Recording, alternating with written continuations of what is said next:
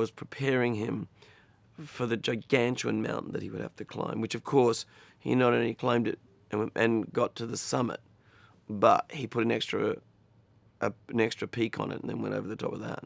He literally, "Are you ready to fly, Mr. Presley?"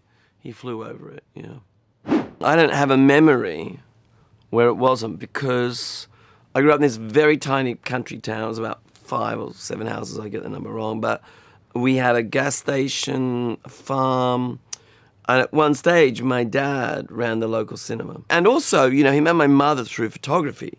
So he was teaching me photography early on, and he had a straight A movie camera that he brought back from the Vietnam War.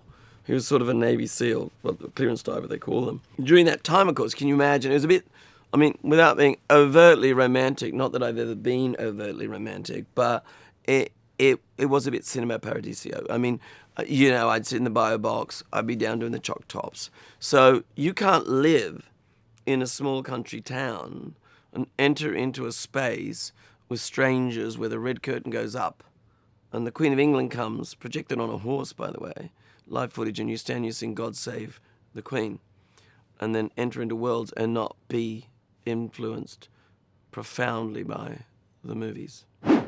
It's like everything to me. Like, I have the idea and I live them, research them, but in the same time I'm researching the actual story. I'm entering into the world through music, through visuals, through collecting images, through making collages. And I write kind of 3 scripts, really. I develop early on with the composer or the head of music, whoever I'm collaborating with, the musical language, as much as I'm developing with CM the visual language. At some point I bring them all together. Give you an example. I'm pretty sure in Romeo and Juliet it would have said a boy with the voice like Stevie Wonder sings a gospel version of Prince's Dove's Cry in the script.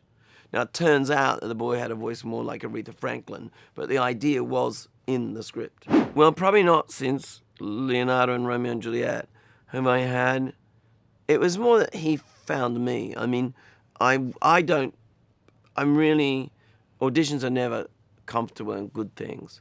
So I do workshops. And when someone comes into my room, an actor, it's a precious thing. And I never don't try and get them the job, no matter what anyone else thinks.